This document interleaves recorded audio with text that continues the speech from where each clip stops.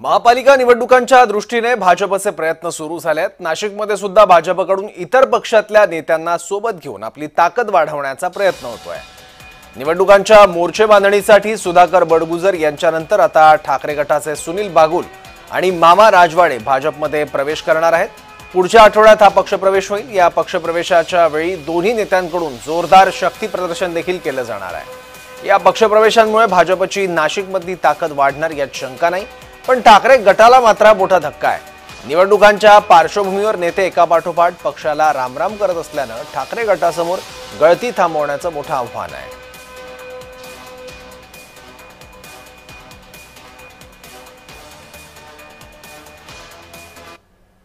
आमच्यावर गंभीर स्वरूपाचे गुन्हे दाखल झालेले होते आणि ते गुन्हे असताना प्रवेश करू नये आणि ते गुन्हे काढल्यानंतर प्रवेश करायचा असं आमचं ठरलेलं होतं। आज त्या प्रक्रियेमध्ये पोलिसांचे फायनल रिपोर्ट आले आणि ज्यांनी आमच्यावर गुन्हा दाखल केला होता त्यांनी सुद्धा जो जबाब दिला त्या जबाबामध्ये त्यांनी माघार घेतलेली आहे आणि त्या माघारीनंतर आता आमचा मार्ग मोकळा झालेला आहे। निश्चितच अधिवेशन संपल्यानंतर पहिल्या आठवड्यामध्ये आमचा प्रवेश हा मुंबईमध्ये किंवा नाशिक शहरामध्ये दोन्हीतून एक ठिकाणी हा ठरलेला आहे। तर भाजपमध्ये प्रवेश करणारे मामा राजवाडे नेमके कोण आहे, त्यांची पार्श्वभूमी काय ती पाहूयात। गेल्या अनेक वर्षांपासून सुनील बागुल यांचे कट्टर समर्थक म्हणून त्यांची ओळख आहे।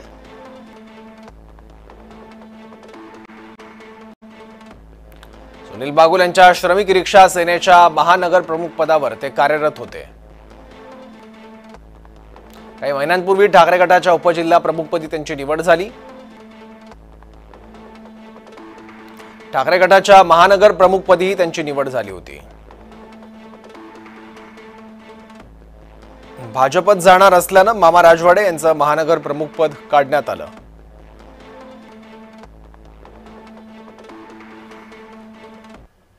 तर सुनील बागुल नेमके कोण आहेत ते पाहूयात। लहानपणापासून शिवसेनेत ते सक्रिय आहेत।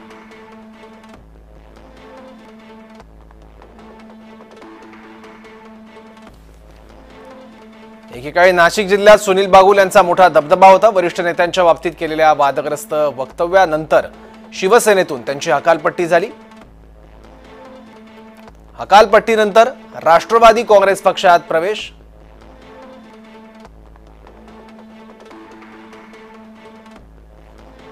राष्ट्रवादी काँग्रेस प्रदेश उपाध्यक्षपदी त्यांची निवड झाली।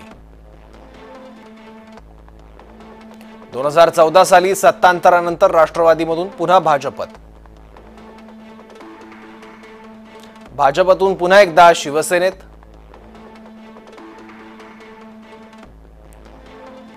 आता पुन्हा ठाकरे गटातून ते भाजपत जाणार आहेत।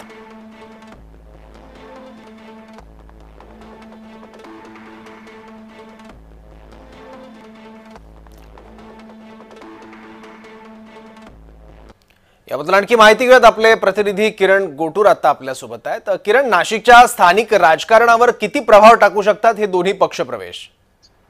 सौरव, गेल्या काही दिवसांपासून आगामी महापालिका निवडणुकीच्या पार्श्वभूमीवर उद्धव ठाकरे गटाला मोठी गळती लागल्याचं आपल्याला बघायला मिळतोय। आधी ठाकरे गटाचे माजी उपनेते सुधाकर बडगुजर हे भाजपमध्ये गेले, त्यानंतर महानगर प्रमुख विलास शिंदे हे शिवसेना शिंदे गटात गेले आणि आता अजून दोन महत्वाचे नेते आहेत ते भाजपमध्ये जाणार आहेत। त्यामुळे निश्चितच उद्धव ठाकरे गटाला एक मोठा फटका जो आहे तो आगामी निवडणुकीच्या अनुषंगाने बसलेला आहे असं आपल्याला म्हणता येईल। सुनील बागुल जे गेल्या अनेक वर्षांपासून शिवसेना ठाकरे गटामध्ये होते ते आता भाजपमध्ये जात आहेत आणि त्याच पद्धतीने अगदी काही दिवसांपूर्वी म्हणजे विलास शिंदे हे शिवसेनेमध्ये गेल्यानंतर मामा राजवाडे खरं तर यांना महानगर प्रमुख जे आहे ते ठाकरे गटाने दिलेलं होतं ते आणि सुनील बागुल असे हे दोघंही भाजपमध्ये जात आहेत। आगामी महापालिका निवडणुकीच्या अनुषंगाने ते सगळे हे भाजपमध्ये हे जात असल्याचं आपल्याला बघायला मिळतंय। कुंभमेळा आहे, कुंभमेळ्याच्या आधी महापालिकेची निवडणुका होत आहेत, त्यामुळे प्रत्येक पक्षाकडनं महापालिकेवरती सत्ता मिळवण्यासाठी प्रयत्न हे चालू आहेत आणि त्यामध्ये भाजप मात्र अतिशय वेगाने आगामी महापालिका निवडणुकीच्या अनुषंगाने प्लॅन करताना आपल्याला बघायला मिळतं। मागच्या काही दिवसांपासून अनेक जण भाजपमध्ये जात आहेत आणि आता सुद्धा नेक्स्ट वीक मध्ये म्हणजे आज अधिवेशनाचा शेवटचा दिवस होता। मागच्या काही दिवसांपासून या दोघांचेही भाजप प्रवेश हे रखडलेले होते, पण आता नेक्स्ट वीक मध्ये या दोघांचेही भाजपमध्ये प्रवेश होईल अशा पद्धतीचं माहिती आहे। त्यामुळे निश्चितच भाजपची ताकद हे नाशिकमध्ये वाढणार आहे। ठीक आहे किरण, गेल्या काही दिवसात नेमके कोणकोणते नेते भाजपमध्ये गेले आहेत ज्याचा भाजपला फायदा होईल, त्यांची काही नावं सांगू शकाल? प्रामुख्याने ठाकरे गटातून काही नेते जे आहेत ते भाजपमध्ये गेलेले आहेत. आधीच आपल्याला माहिती आहे की ठाकरे गटाचे एक महत्वाचे नेते नाशिकमधले सुधाकर बडगुजर हे भाजपमध्ये गेलेले होते.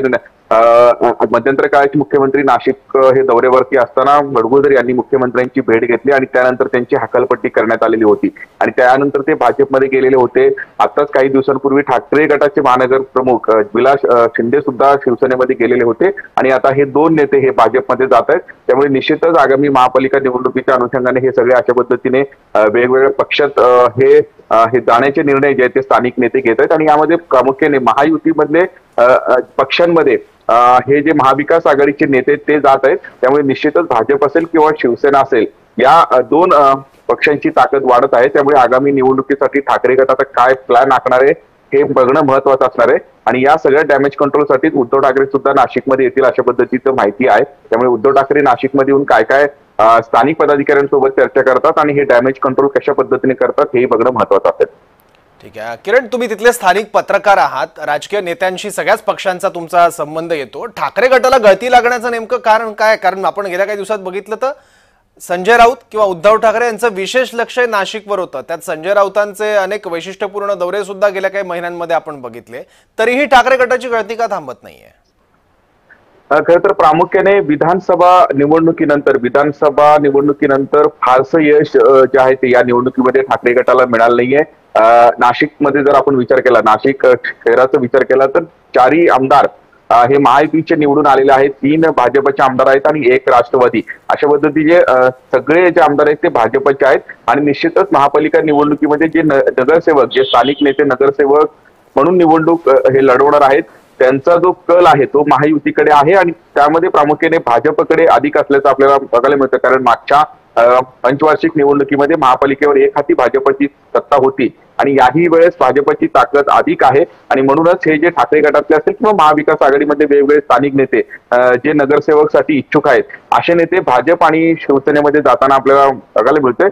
त्यामुळेच ही मोठी गळती लागलेली आहे. इतरही कारण आहेत पण एक जो मुख्य कारण आहे तो महापालिका निवडणुका आहेत आणि सत्ताधारी पक्षामध्ये जर गेलो तर जिंकून येऊ अशा पद्धतीचा एक अंदाज स्थानिक नेत्यांना आहे आणि त्याच खरं तर अनुषंगाने हे स्थानिक नेते भाजप आणि शिवसेनेमध्ये जाताना बघायला मिळतात. ठीक आहे किरण, मग आता नाशिक मधला आपण पक्षीय बलाबल बघितलं तर या सगळ्या पक्षप्रवेशांचा भाजपला कितपत फायदा होऊ शकतो आणि गेल्या काही दिवसात ज्या नेत्यांनी भाजपमध्ये पक्षप्रवेश केलाय त्यांचा प्रभाव नाशिकमध्ये नेमका किती आहे? निश्चितच गेल्या काही दिवसांपासून ज्यांनी भाजपमध्ये गेलेले आहेत त्यांची निश्चितच ताकद हे त्यांच्या भागामध्ये आहे. आता जर उदाहरणामध्ये सुधाकर बडगुजर जे ठाकरे गटातून भाजपमध्ये गेलेले आहेत त्यांचं नाशिकच्या सिडको या संपूर्ण भागामध्ये एक मोठी ताकद आहे. पॅनल त्यांनी मागच्या वेळेस पण आपली जे पॅनल आहे ते निवडून आणलेलं होतं. त्यामुळे ते भाजपमध्ये गेल्यावर निश्चितच या भागामध्ये ही भाजपची ताकद वाढणार आहे. नाशिक पश्चिम मतदारसंघाकडून ते ठाकरे गटाकडून विधानसभा निवडणूक देखील लढवली होती. त्याही निवडणुकीमध्ये त्यांनी मोठ्या प्रमाणात मतदान हे घेतलेलं होतं. तिथं खरं तर भाजपचे सीमा हिरे निवडून आले असले तरी बडगुजरांना पण एक खूप मोठा मतदान जो आहे तो झाल्याचं आपल्याला बघायला मिळालं होतं आणि त्याच पद्धतीने सुनील बागुल जे ठाकरे गटाचे माजी उपनेते आहेत ते आता भाजपमध्ये जात आहेत. मामा राजवाडे जे महानगर प्रमुख आहेत ते आता भाजपमध्ये जात आहेत. याही दोन नेत्यांची ताकद जी आहे त्यांच्या भागामध्ये आहे आणि त्यांच्या मागे जे कार्यकर्ते जात आहेत तेही मोठ्या प्रमाणात जात आहेत अशा पद्धतीचं माहिती आहे. त्यामुळे निश्चितच भाजपची ताकद हे काही भागांमध्ये वाढतोय. फक्त भाजपच नव्हे तर महायुतीमधला आणखीन एक पक्ष शिवसेनेमध्ये सुद्धा मोठ्या प्रमाणात मागच्या काही दिवसांपासून हे जे ठाकरे गटातले माजी नगरसेवक होते हे गेलेले आहेत. त्यामुळे भाजप आणि शिवसेनेची ताकद हे नाशिकमध्ये वाढताना आपल्याला प्रामुख्याने बघायला मिळतोय. त्यामुळे आगामी काळात ठाकरे गटाकडनं हे डॅमेज कंट्रोल कशा पद्धतीने करण्यात येतं हे अत्यंत बघणं महत्वाचं असणार आहे. त्यासाठी उद्धव ठाकरे खरं तर या महिना अखेर हे नाशिकमध्ये येत आहेत, दौरा करतायत, स्थानिक लोकांशी ते चर्चा करणार आहेत अशा पद्धतीचं माहिती मिळत आहे. त्यामुळे उद्धव ठाकरे आल्यानंतर हे डॅमेज कंट्रोल कशा पद्धतीने रोखतात हे बघणं महत्वाचं असणार आहे. पण निश्चितच आगामी महापालिका निवडणुकीच्या आधी अशा पद्धतीने स्थानिक जे महाविकास आघाडीचे नेते आहेत ते भाजप आणि शिवसेनेमध्ये जात असल्याने या दोन्ही पक्षांची जी ताकद आहे ते वाढताना बघायला मिळत आहे. ठीक आहे किरण, धन्यवाद या महत्त्वाच्या माहितीबद्दल आणि विश्लेषणाबद्दल सुद्धा.